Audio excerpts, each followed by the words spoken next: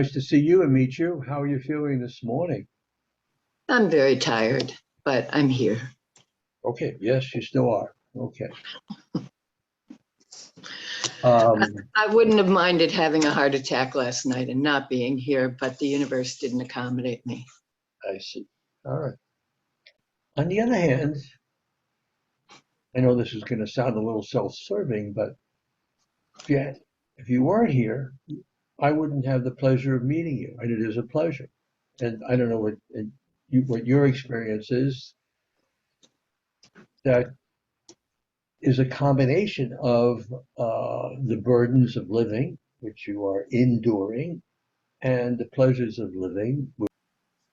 How do you balance the difference and come up with a conclusion of a direction to go to live or not to live? That is the question when you have a burden and you still have pleasure. And I point out to you a salient comment that you made, and I think it could be revealing in our last phone conversation when you said, I'm not available Sunday morning because someone drives me to the farmer's market and I enjoy that. Mhm. And I don't want to miss that. Not even for you, DrTerman, so which is great. So you still can enjoy farmer's market, which means you still can enjoy life. Exactly. So if you had had a heart attack on Friday evening, you wouldn't be going tomorrow morning to the farmer's market. It's true. So the question is about the balance. I will miss certain things and people deeply. And there is that balance between how much energy I have to expend to stay here and in order to enjoy those people and things. And until my last breath, I intend to enjoy as many of those as I can. But the balance has tipped to it being much more labor than pleasure, even as I am surrounded by incredibly loving beings who are taking wonderful care of me and cherish every day with me and would have as many days with me as they possibly could. And I have been coping with this for the concept for years, as my heart has failed, and considered it for years, and actually was ready 2 years ago. So I've had 2 extra years with everybody. And everybody knows that. They knew I was tentatively planning on the Day of the Dead 2 years ago for my death. Okay, I want you to take me back to 2 years ago. And I want you to tell me what was going on. And I want you to tell me the balance you had between burdens and pleasures of life and how you made a decision and then how you changed that decision and how you feel about the decisions you made 2 years ago today.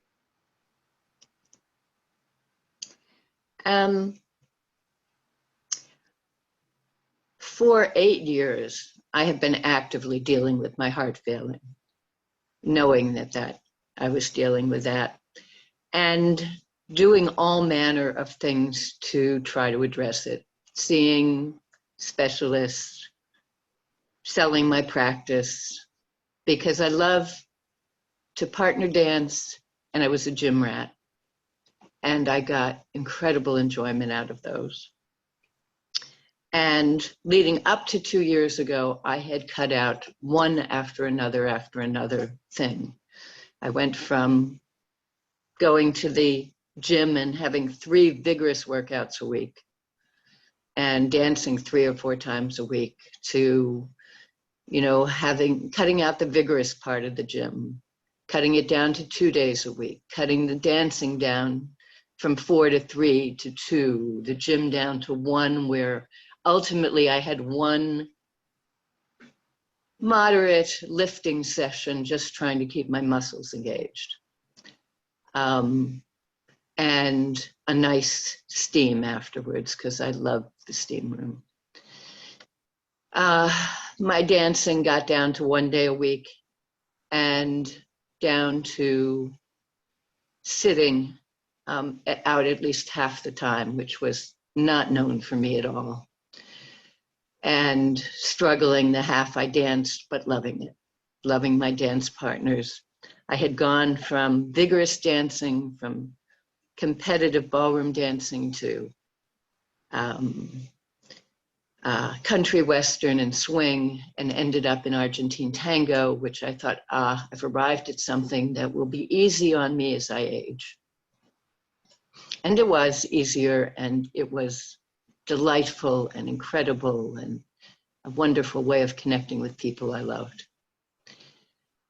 And so that's got me to about where I was 2 years ago. And I was ready to leave because there just was so little pleasure compared to the effort it took. And somebody implored me, yes. Two comparisons are possible. One is finish the sentence in two different ways. You can compare your burdens of living versus pleasures of living with each other. You can also compare the pleasures of living that have gotten less to the previous level of pleasures and frequencies and how difficult it was to do as an alternative comparison. And I want to ask you, can you be clear that you're making one comparison versus the other, or do they conflate to some extent? Well, I think they conflate to some extent because I can't separate out the pleasures without the cost of them, without the time to recover, the exhaustion that would result.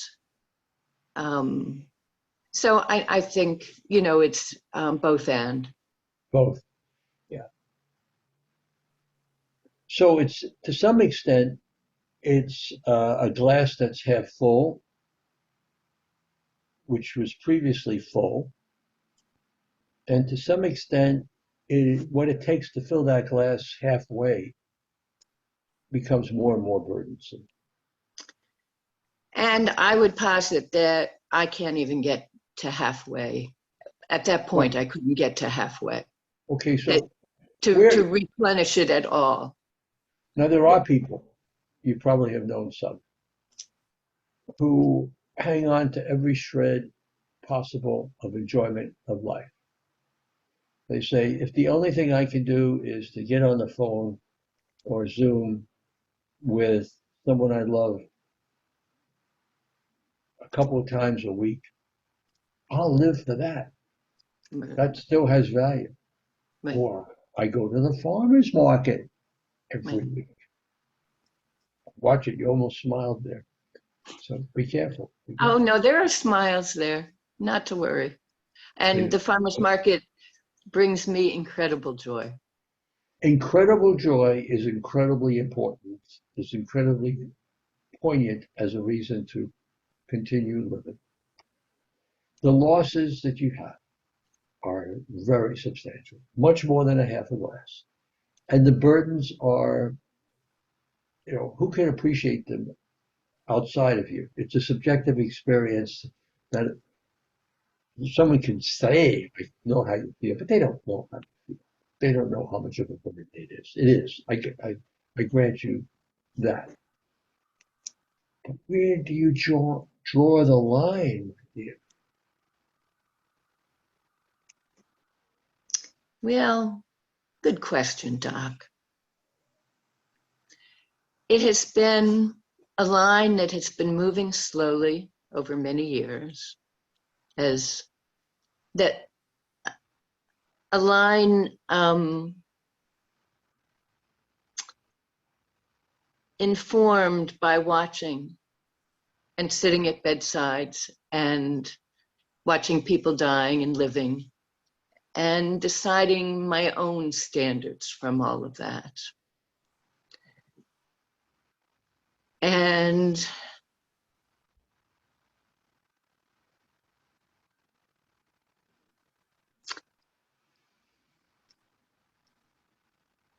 a very good question, I might add.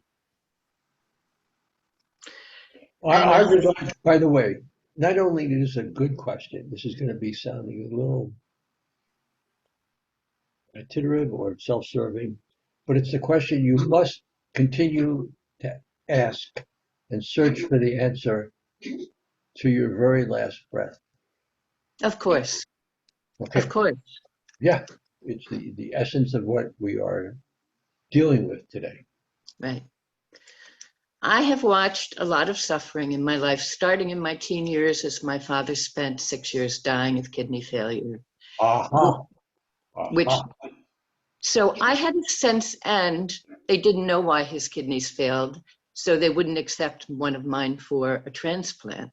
Oh. So I got that sense of mortality at a very young age that many people don't get till they're our age. And maybe a survivor syndrome as well, and that feeling of helplessness in the face of mortality. Well, I haven't actually considered that, but that could be. Yeah, Okay. No. you know, I'll admit that's a possibility, but one that I don't think has cast much shadow. All right. As you view the 6-year decline of your father, Mm-hmm. and as you may have discussed it with him along the way, do you think that his experience would have been better, that he would have preferred to have died, say, after 3 years rather than after 6, for example? For himself, I would say yes. He stayed alive for his family. And how did you enjoy him in his, for example, last couple of years? I was glad to have him there. And it was a very deep struggle having him there. We cared for him at home. Yeah.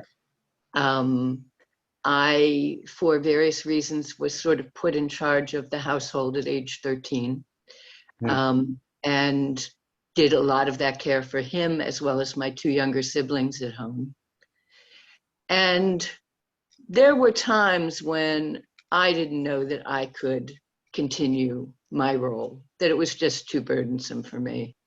I was saved from that by the mother of my best friend, who is still my other mother at 96. She turns 96 next week. By the way, if you had had a heart attack, you wouldn't be able to send her a happy birthday wish next week. It's true, but last week I told her how much I loved her, and that if I didn't survive to her birthday, that she should know how much I love her. And that suffices? It does. Yeah. What happened after his death is I asked myself every night for 2 years, if I knew I was going to die tomorrow, would I have done anything differently today? Yes. And I changed my life entirely. How did you do that? Well, I was being raised to be a good MRS. Everything was about being a wife and mother. And I figured out how to shift that focus to being a good me, as opposed to other oriented. Everything I was trained was to take care of others. And although my first 20 years was very challenging in many ways, only part of which was the years of my father's dying, the sensibilities it led me towards and allowed me to develop allowed me to have an incredible 50 years. And understanding that, you know, and I would check in from time to time if I knew I was going to die tomorrow, really living my principles with me and my people and loving them up as much as I could every day, and feeling good at the end of each day. I was in some perilous situations in my life that, I thought, okay, it's a good day to die. I'm okay.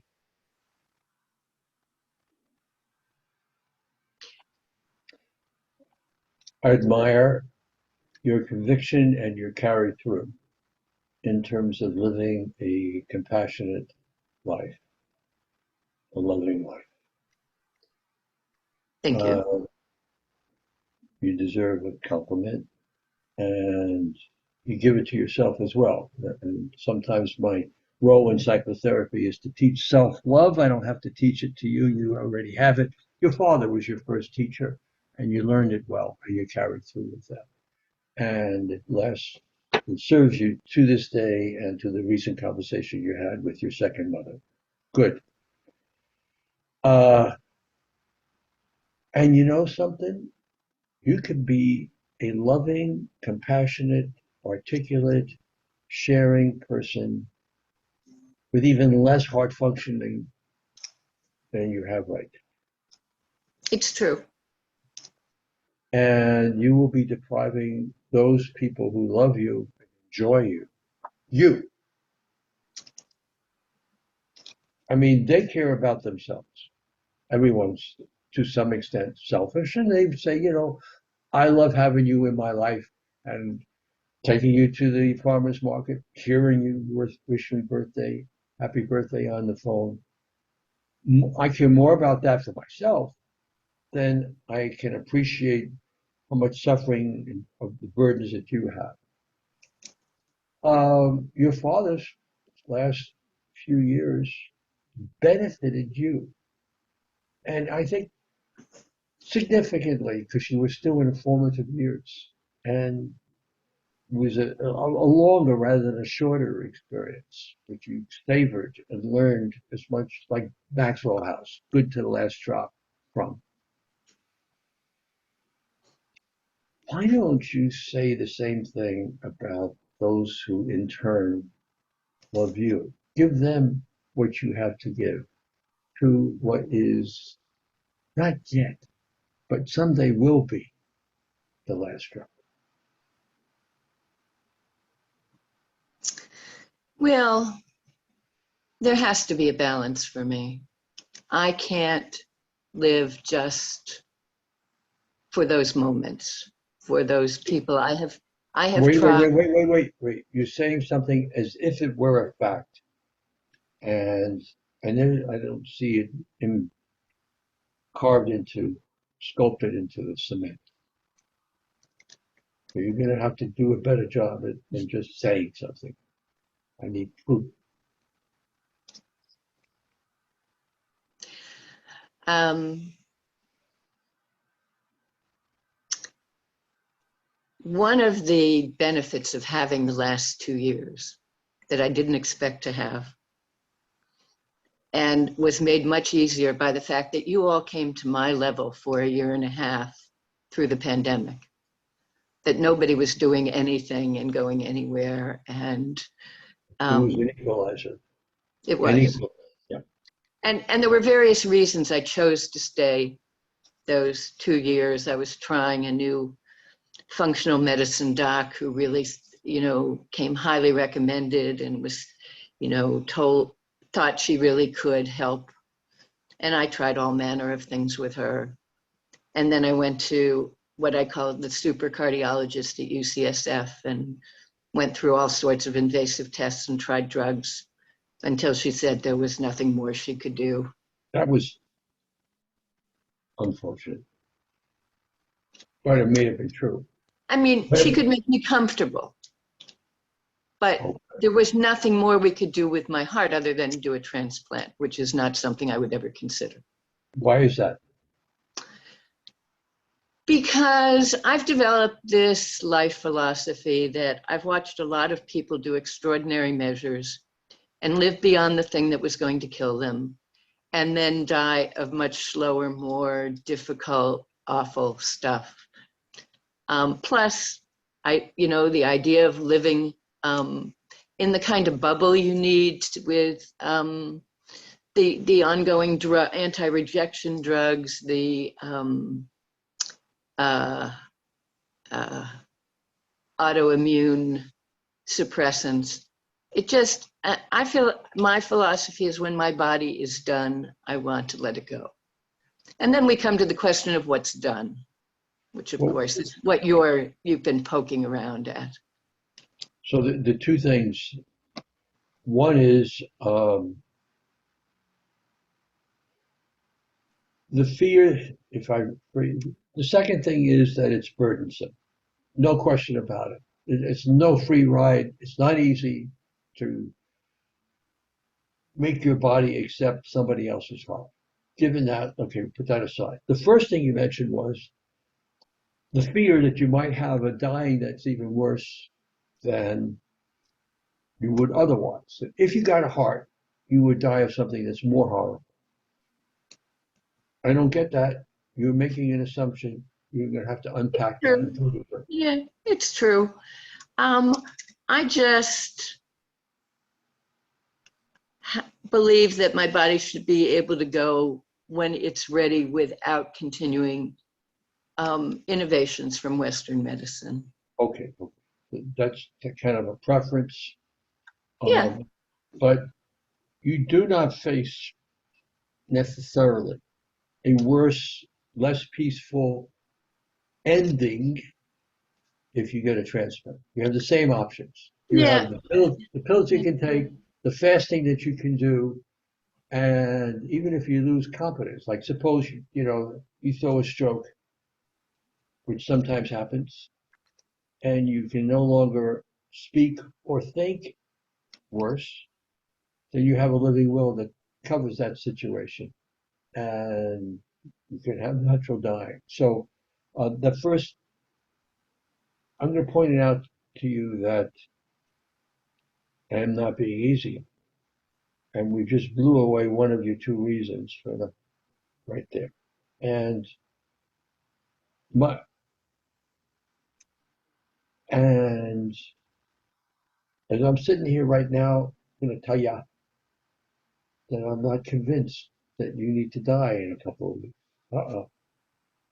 So work harder on that. Convince me. Convince me. I mean, you don't have to have a transplant. I'm not arguing for that. If you don't want it, you don't have to have it. That's cool. I get that. I'm not going to argue with that. So I am very selective about the fight that I'm picking with you. Which battle? You won on the heart transplant. Oh, and I could have given you a couple more arguments, but I'm glad I've won. We'll stop with that. As long as you won, it's enough. Yeah. I'm sure. Well, you are a thinking, sentient, articulate, logical, very bright / brilliant woman. Okay, so you get that you can argue and you don't need to argue all at the same time. Excellent. I mean, you're one of the things I have to do, and I might as well do it now. 10:54 is give you my professional opinion about your mental capacity. 100%. Thank you. There it is. Yeah. Thank you. I could elaborate. By the way, similar to what you just said, I could elaborate, but I don't think it needs anything more. But just in case there's anyone out there who wants to know that I know what I'm talking about. You have the knowledge of your options. You know the consequences of each option should you take it. You have used logic to reach a decision about which of those options you're going to take. And you've been consistent about your preferences and your choices and what you want to do over time. And since I have the podium at the moment, I'm going to reveal partly what's been obvious so far, and partly what's not, because it hasn't been on the video. And that is, I learned from my parent, my mother, that I have two sides to my mouth. I can speak out of one, or I can speak out of the other. A real gift. I am trying as hard as I can to shake you up mentally so you live as long as you possibly can, where the burdens are still tolerable and the pleasures are still meaningful. And at the same, that's on the videos, and will continue. On the other hand, I have sent you documents that were tailored to your specific needs at this time, so that when you decide that that time has come, ironclad, no one's going to sabotage your goal. I do have some questions about that. Of course. But so in other words, the two sides of my mouth is don't do it now, but when you do it, no one's going to F with you. Okay. Excellent. Okay. Right. So, and I am a Gemini, so there are two sides to everything in my life. okay, good. All right. So, so as I sit here, well, first of all, I have to tell you what your legal options are. Okay. VSED, voluntarily stopping eating and drinking, is legal. I'm going to interrupt for a second. While you're doing this part, I'm going to sit back in my chair because sitting forward to be is just more energy consuming. And there may be times when you want my face closer, but it's much easier to put my feet up and lean back. Are those apples on the wall? They are Asian pears. Oh, Asian pears. Yeah, that's great. Good. Voluptuous. Good. You're an appreciator of art as well. And that gives you incredible pleasure or just ordinary pleasure?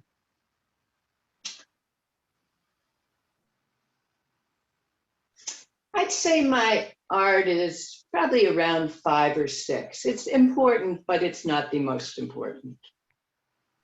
Okay.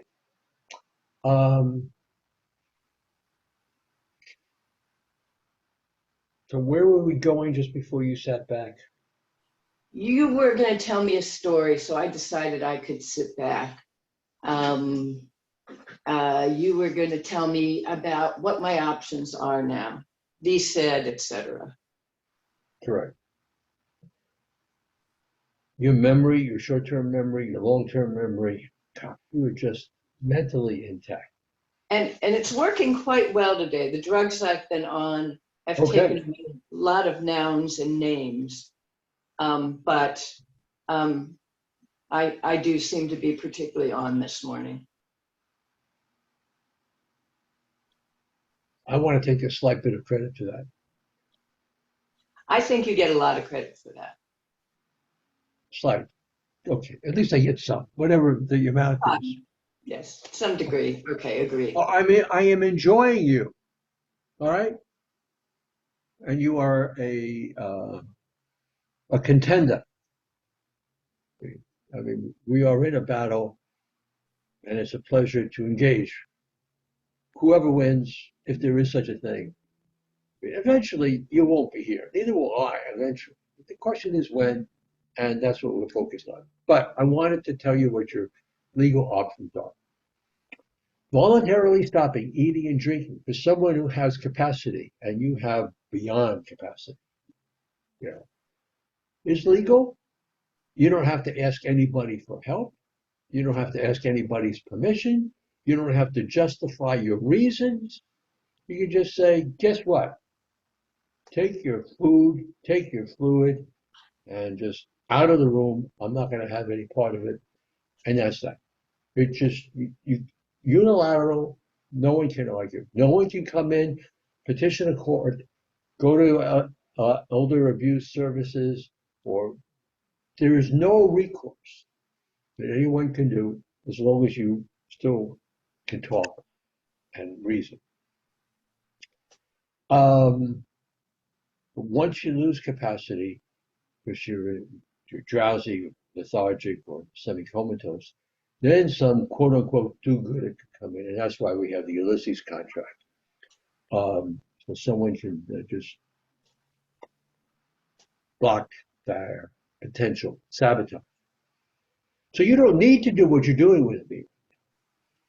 And I think you're doing it, as I recall, you're saying, because you want other people to feel okay with you having made this decision once you make it.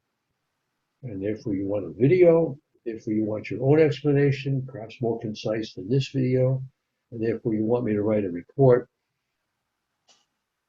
And um, and then the other reason you're seeing me is you want to make sure that once you start the process, that you're sure this is a time that no one sabotages it, instead of the logistics and paperwork along those lines. But you can do that. People do it. They just do it. Mm-hmm. And okay. But your loving, compassionate approach to living that you learned from your father and so many other experiences since, do it as well as you possibly can. So that's the story. Okay. And I'm Uh, sticking to it. Absolutely. The only thing you and I might possibly, and actually still do, disagree about is when. Not what, not how, but when. Mm-hmm. Okay. Ah, so, um,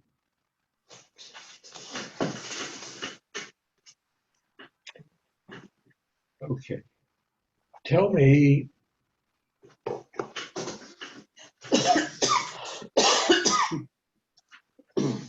continue. You don't have to sit forward. I can see you and I can certainly hear you, and as can others who view this.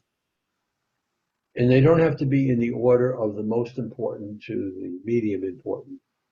The set of arguments that if someone said to you or asked you, why next week or 2 weeks from now, what are your logical, convincing, persuasive arguments? Now, I am going to interrupt for just a moment to check. I'm expecting oxygen to arrive, and I'm going to just check to make sure this isn't it and give myself another minute to answer your question. No problem. This is Pan. Uh-huh.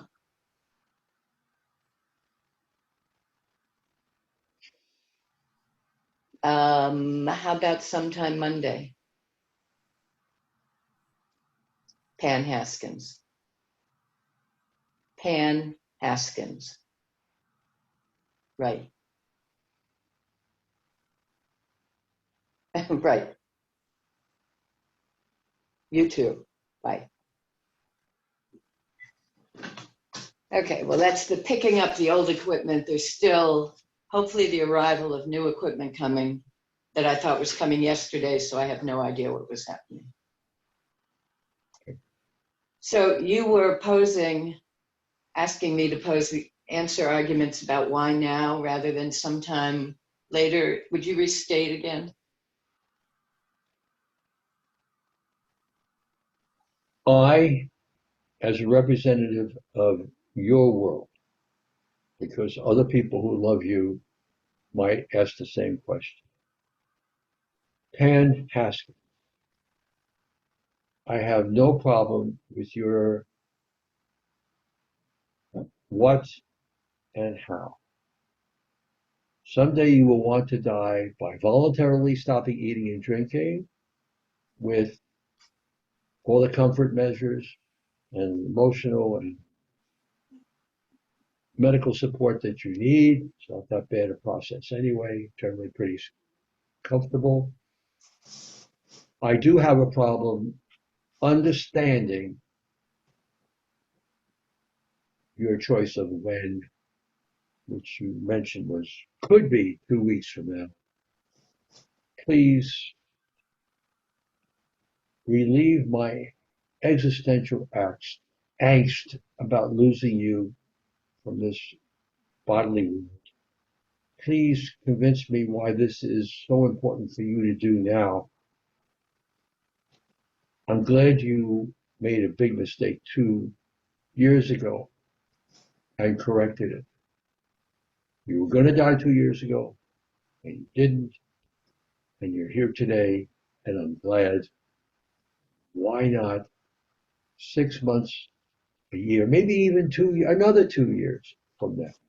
If you have a reason or reasons, speak now or forever hold your peace.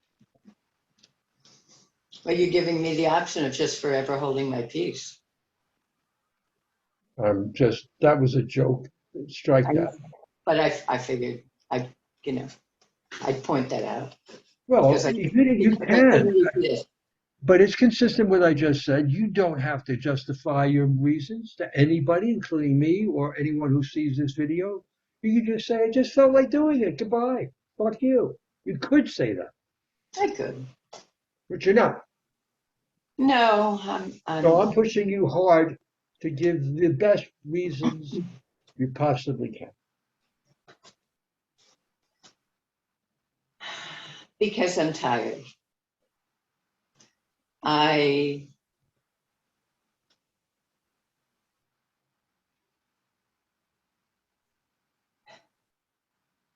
going to get to the emotional part now.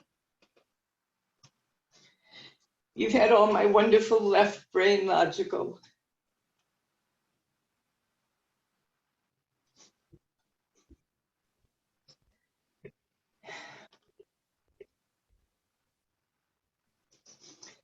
Being is such an effort for about an hour a day of moving about energy. It's such a struggle for me.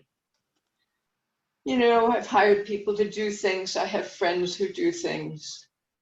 I've actually lost my appetite, which I was an incredible foodie. Friends now do things to entice me to eat. They come and cook bacon in the house. I love BLTAs.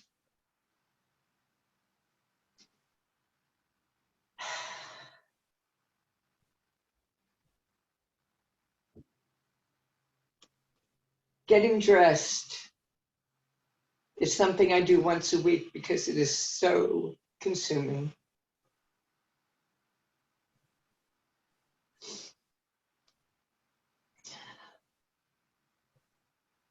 Visiting, I overdo. I say yes to more than my body says I should because I want that time.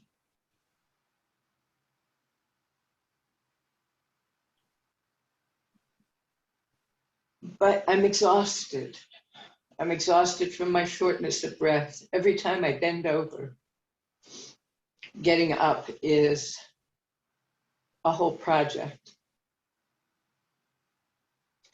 Putting on socks is a project.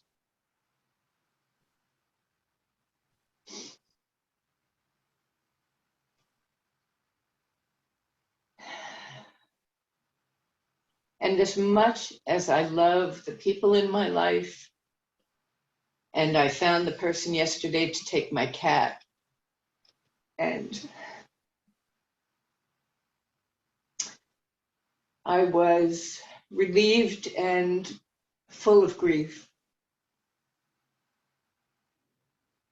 at losing my cat, as I am with each time I say goodbye to someone I won't see again. There is a relief for me because it is so exhausting to maintain those relationships.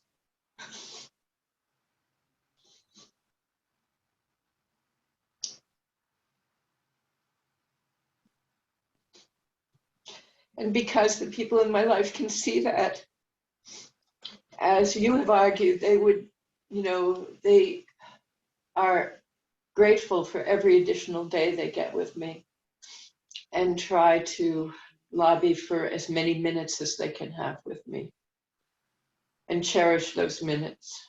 They understand watching me.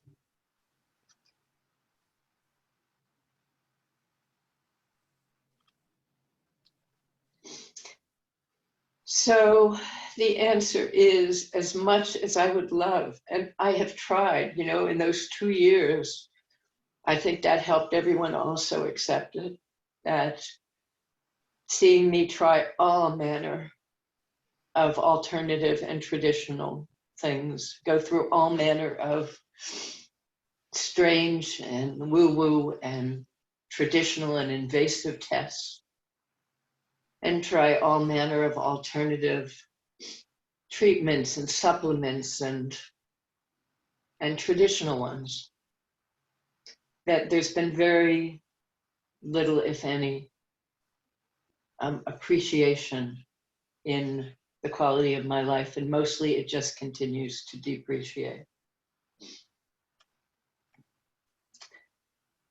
And the degree of appreciation I can have and enjoy is exhausting, which is why I really believe it is time. Okay. Take that last sentence and unpack it a little bit more for me, please.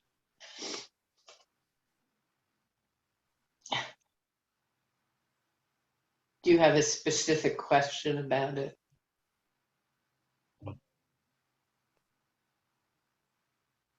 I think what you said was, it's because I am so exhausted that I think that it is time.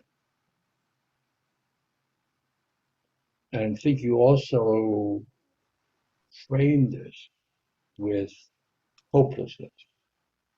There is no hope that you will recover, that your condition will ever improve. And I take that as self-evident, or at least proven by the diligent efforts you've taken in Eastern and Western, and all in between medicine. Okay, I get that. You have tried. But that is the human condition. Our lives are, we reach our peak perhaps in our early 20s, and it's slowly downhill until it's more quickly down. Duh. Okay. And sometimes the tune-ups work and sometimes they don't. Yours didn't. Okay, got it. But when, with so much love, so much mental acuity, so many pleasures that run from moderate to a painting of Asian pears to incredible, a farmer's market, and the people you love also incredible. I still don't get why it's now. I get you're exhausted. So you bend over, you lose your breath, you're sitting back in your chair, so I can't see your face as in detail. Okay, I can live with that. That's no problem. For me, you don't seem to be suffering now at this very moment, except, you're emotional because I'm pushing you. But physically, I don't see you suffering right now. Am I wrong? You're not shortness of breath. You don't have oxygen. To an extent, that's true. When I am in the position that gives me the most relief from my symptoms. There's an old Henny Youngman joke. So why Goes don't I? to, you like him? You remember him? Oh, yeah. Oh. So why don't you do that? So the man goes to the doctor and says, "Doctor, you know what? When I do this, it hurts." Doctor says, "Then don't do this." So when you do this, it feels more comfortable. Do this because you can feel more comfortable. And I do. I know. I just saw you do, of course. And why can't you do that for a while more? Because there are things that I love to do that I cannot do that are really important. I get that. That's a separate issue. You regret what you can't do. You can't go to the gym, you can't dance, and you can't pet your cat. Although that was a choice. That was a choice. You could have held on to the cat for a little longer. No, she's still here. The new person has agreed to leave her here until I die. No, it was. Oh, that's Yeah. great. Perfect. Yeah. Great. Okay. Buy now, get cat later. What? Buy now, get cat later. Right. All right, good. Or agree now. Okay, good. So you didn't. But you see, when you say I am upset about losing my cat, I have a theory borne out by practice that relationships have lives of their own. You have a relationship with me that began 46 minutes ago. You have a relationship with your cat that began much longer than that. You have a relationship with your almost 96-year-old second mother that began years ago, many years ago. Each one of those relationships is precious. Each one of them has a life of their own. Each one of them will die when you die. And you had a taste of one of them when you agreed to let your cat go. It was a lesson of reality start. Boom, right there. Hmm. You know, and it's inevitable, but it is not necessarily needing to happen soon. There will come a day, I agree, when it will be Doc, World, Cat, Second Mother, everyone else. I've had it. I don't see that it's today. I don't see that it's likely to be in 2 weeks. And you have not convinced me.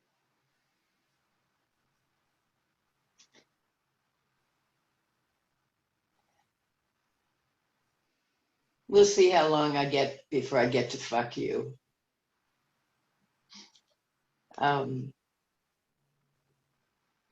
The joy I get from dancing, and now that my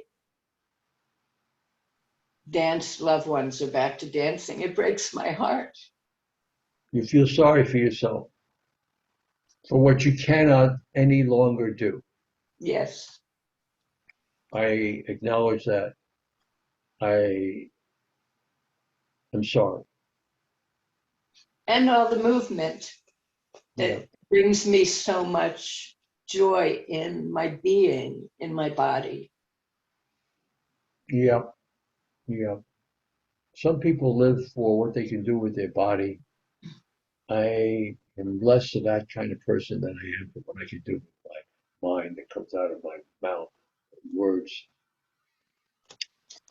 It's hard. It's very hard to have had incredible joy dancing and moving, exercising, and so forth, and hiking or whatever else, and know that you cannot do that and never will be able to do it. But there's still some pleasures of life that remain. True enough.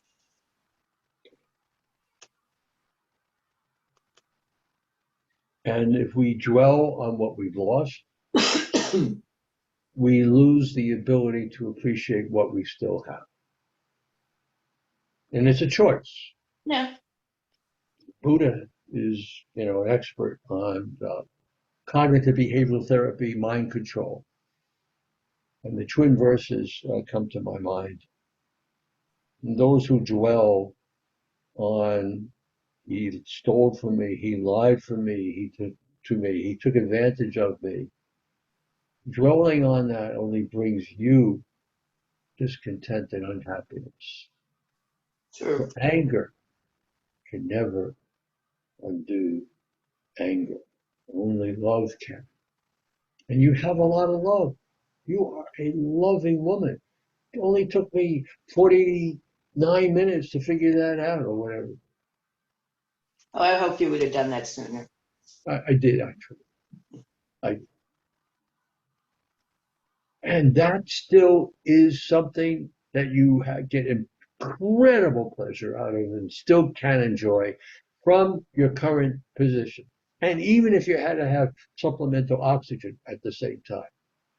And I do sleep with the oxygen. Okay. But you don't seem out of breath right now. No, it happens when I move. I have exercise-induced pulmonary hypertension. Got it. If you were lying in this position, I'll give you an example of what would convince me. Okay. Are you ready? Sure.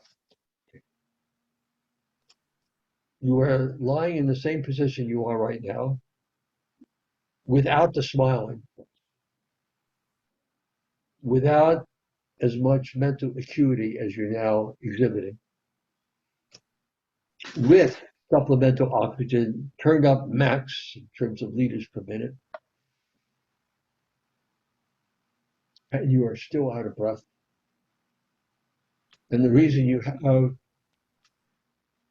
less mental acuity then than you do today, right now, at this minute, is because your heart is not giving enough oxygen to your brain. And then you say to me, Dr. Terman, you remember me on October 9th, and you complimented me about how brilliant / bright I was. And we had an engaging conversation. I kept up with you. I can't do that anymore.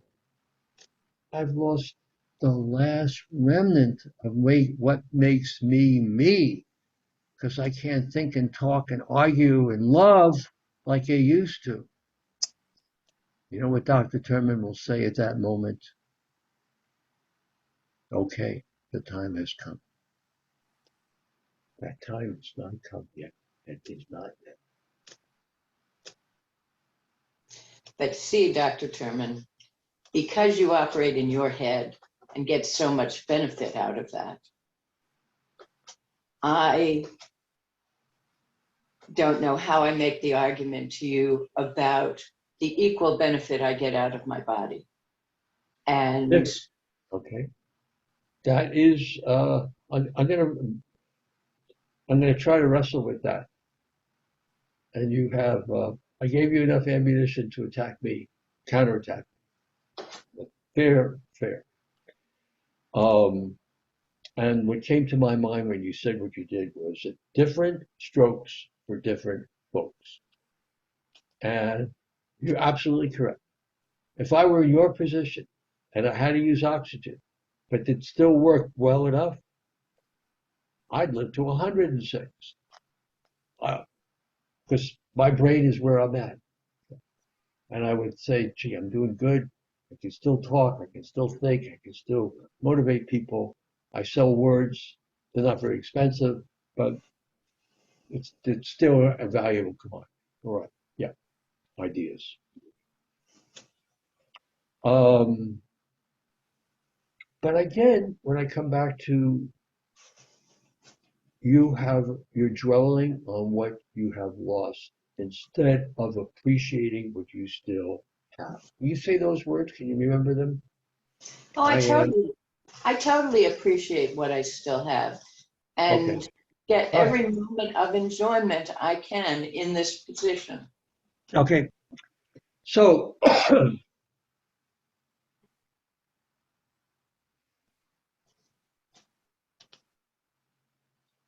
um,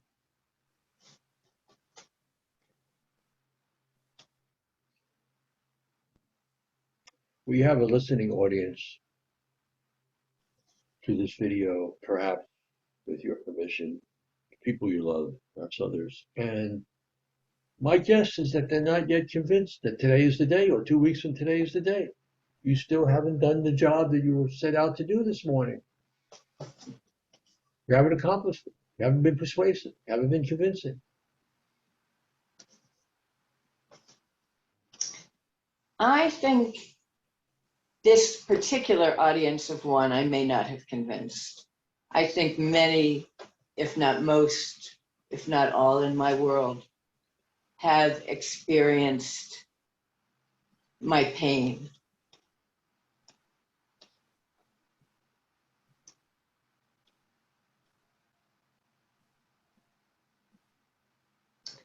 So you think you will have convinced your second mother and others who this morning, by what you said? You think it is convinced? I do believe they uh, are convinced and accepting. I will note a professional comment based on experience. That's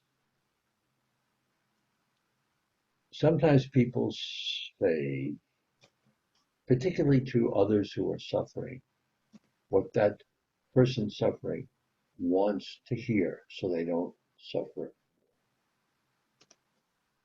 And I'm sure there's a degree of that.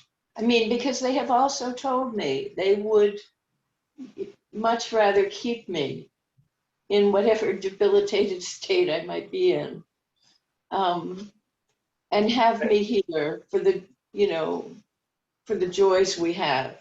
As you enjoyed your father. Right. Although I was really aware of his suffering and would have let him go years earlier. And I was aware of it at the time. Was he suffering more than you or less than you now, towards his end?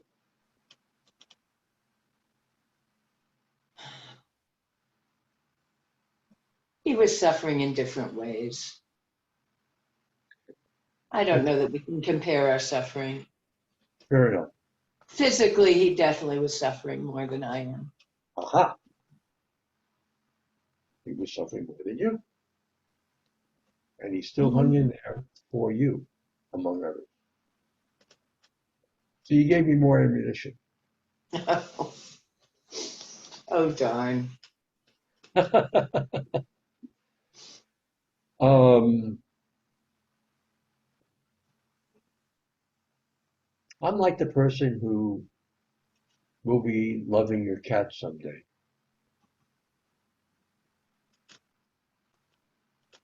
I am there for you on what you want to do, how to do it, make it as comfortable as it possibly can be, and it can be.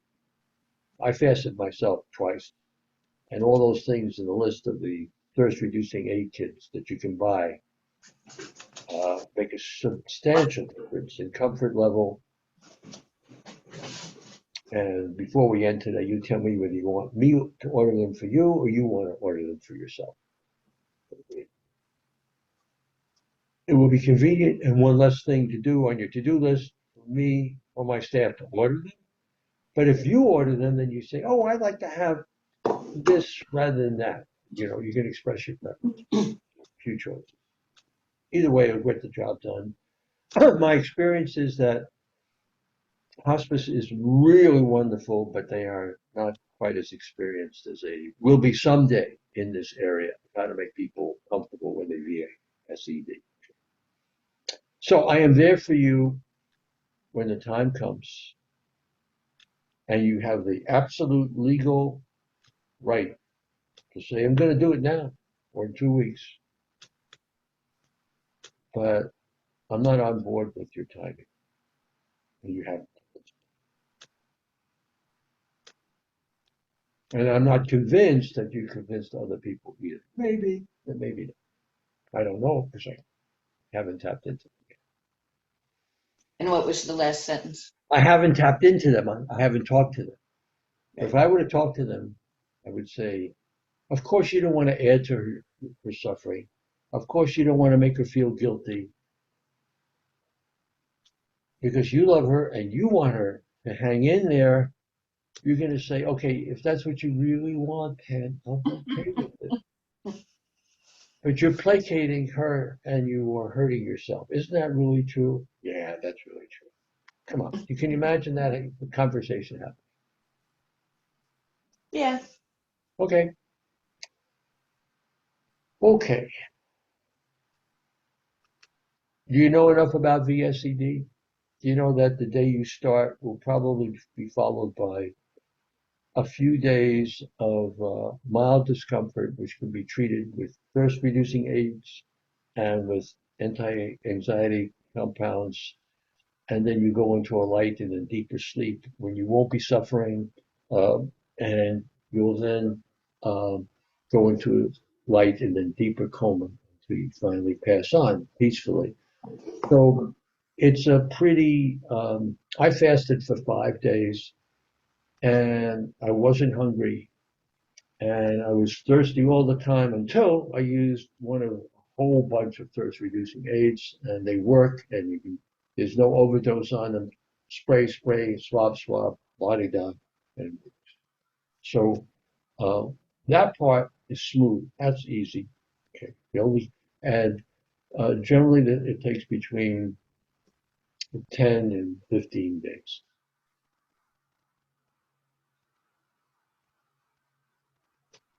So what you want to do, how you're going to do it, no issues. When, still an issue. Let me ask you at my own peril. Like attorneys are never supposed to ask questions unless they know the answers, Exactly. and that's where I'm at right now.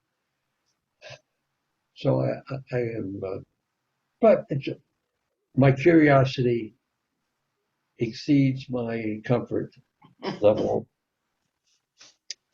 Have I convinced you or persuaded? Has the needle on your "it's time now" budged at all over the last hour? No. No, you've tugged at my heartstrings a number of times, but those heartstrings are being tugged at regularly. I examine them, I turn them around, I look at them, and I gently put them down again. Okay, well then I have what might be my final psychiatric philosophical statement to make, and that is, although I have 46 years experience in the field of psychiatry, and although I have been gifted with a download of a pretty good mind, how to use it, I trained it, so on and so forth, I do not know what is best for other people, let alone when. I'm entitled to my opinion, and if you ask me to, I will argue with you to hone the edge of the razor and sharpen your, crispen your, deepen your arguments and your conviction. But at the end of the day, not my decision, I humbly say, to make. It is yours. Well, I'm glad to see your ego in check. I try as hard as I can, and I know usually when to give up. If I haven't moved if I look back at the past hour and I can say I had moments of brilliance and moments of poignancy and moments where I really touched you and that still hasn't moved the needle, that's it. I accept it. Except, And that's what I wanted to do. It accomplishes my goal. My second choice. First choice, Pan says, okay, doc, I'll think about it. Maybe a couple of months from now instead of a couple of weeks. That would have made me feel a little bit better, not a lot. But the fact that I used every piece of ammunition you gave me and my logic and experience and rattle your cage and it still didn't move the needle at all, I can accept that.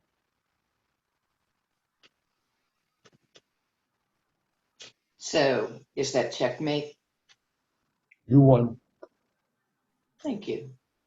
You know, the reality, I also considered going to Switzerland just to make it a little easier. And the thought of 3 more months just is unbearable to me. Where does 3 months come in with There's a Switzerland? 3 month process with Switzerland. Oh, I see. Not to mention, I mean, I have had any number of friends say, oh, we'd be delighted to go to Switzerland with you. But the thought of getting there is, on beyond zebra, not to mention. It is 100 times more a project than going to the uh, food bizarre to me.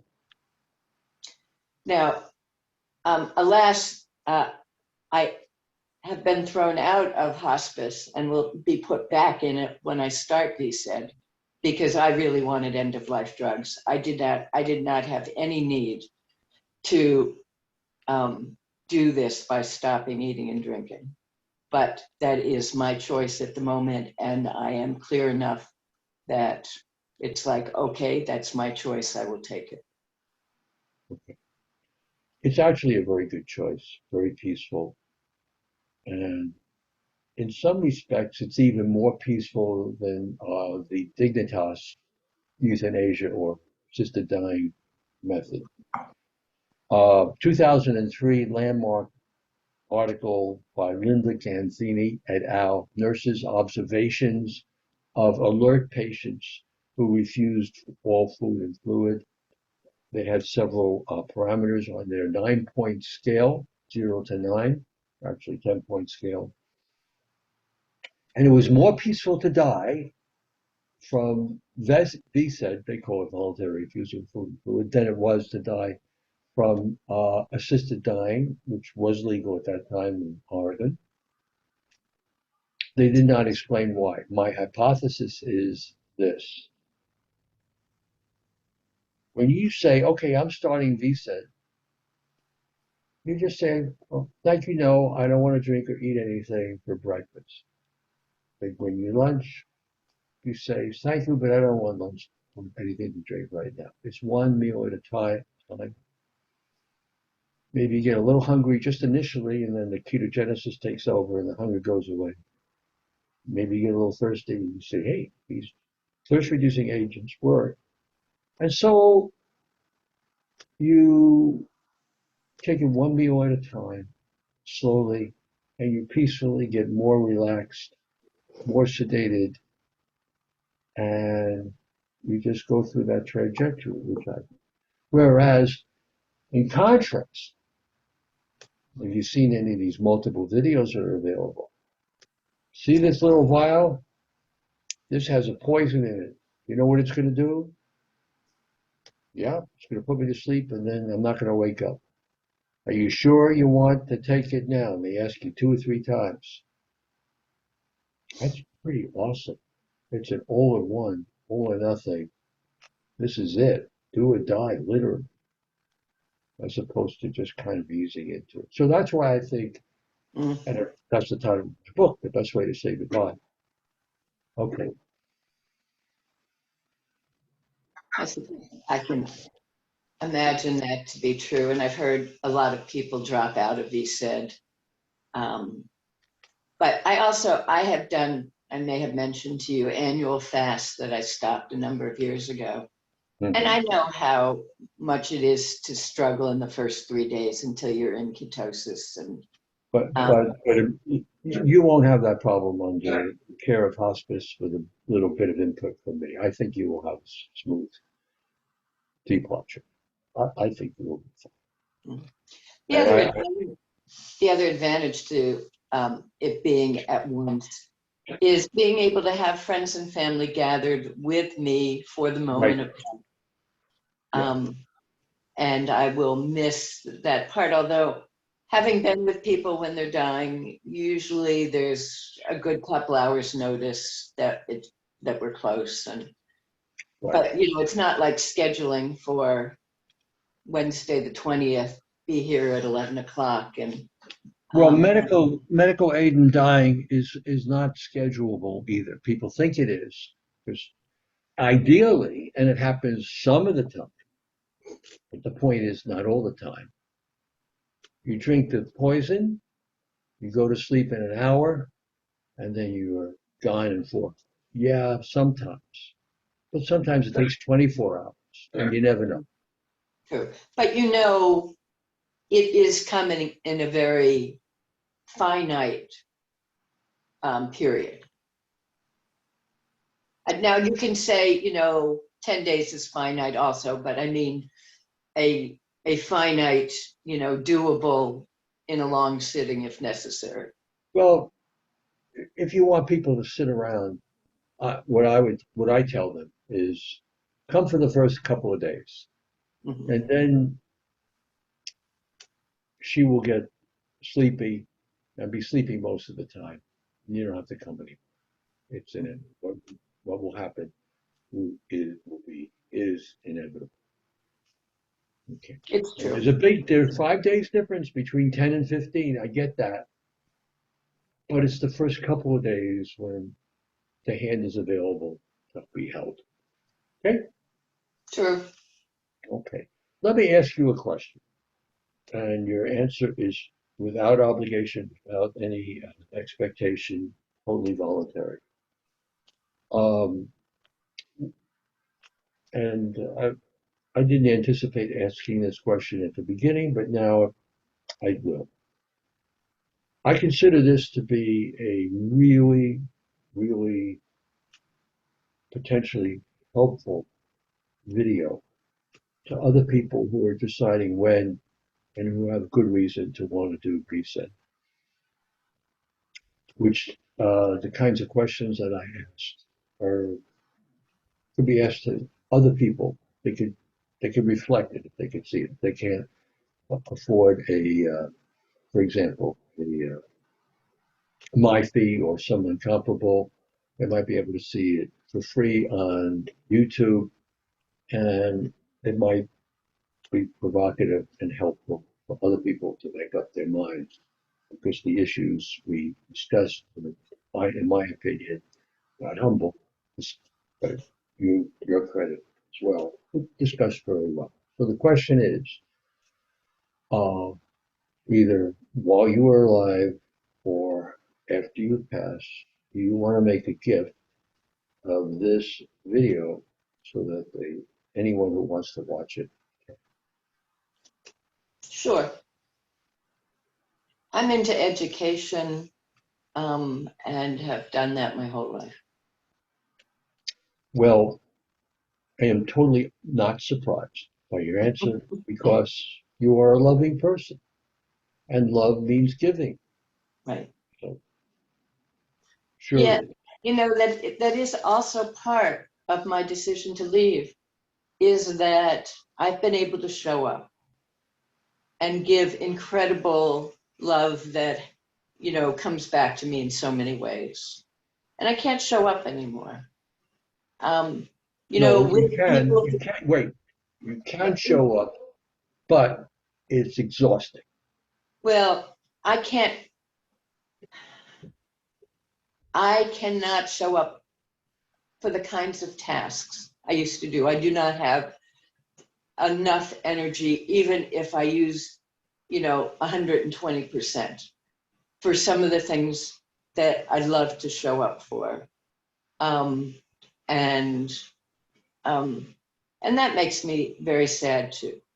It was I did sit at the bedside of friends and arranged for home funerals and coordinated those and just brought my understanding of death and dying to many. And I do not, even using every ounce of energy I have energy for doing that with someone new in my life. If one of my people were dying this week, I would push. But there's so many limitations. Um, my sense is that this would be a good place to stop and that our next conversation would be on logistics, which includes the pulse that I've created for you for VSED, the bilateral contract between you and some designated proxy agents to override your decision if you change your mind. And by the way, for my career, this whole thing started in 1999 when I was at the San Diego hospice, and they said, "See that lady down the hall? She doesn't want to eat or drink." And she started VSED. And 3 days later, I got to her room just in time before she was about to eat breakfast. I said, what are you doing? I thought you didn't, what about the conversation we had? So her mind had been altered by the lack of nutrients, just enough for her to forget what her goal was. And this poor woman had hematomas all over her skin, and she weighed 67 pounds, and Mm. you know, it's horrible. You couldn't touch her without hurting. Couldn't roll over in bed without pain. And so she said, oh yeah, I know, I'm right. I remember my commitment. So sometimes you need to be reminded, and sometimes these do-gooder third parties need to be thrown away. So those are that's the purposes of all these contracts that I'm sent you. We'll talk about that later. Okay? Yes, yeah. So I'm happy Okay. to terminate this part and then go on with the forms. Cool. All right. Well, um, it is with mixed pleasures that I have become to be fond of you, because I'm going to lose you along with others. But don't worry about that. That's okay. Doctors are used to that. I'm kidding. But I I said, love all the people I've touched. I love that's my spirit. well, you are a loving spirit, and I am incredibly joyous that I had a taste of you, Thank you. although it may be brief.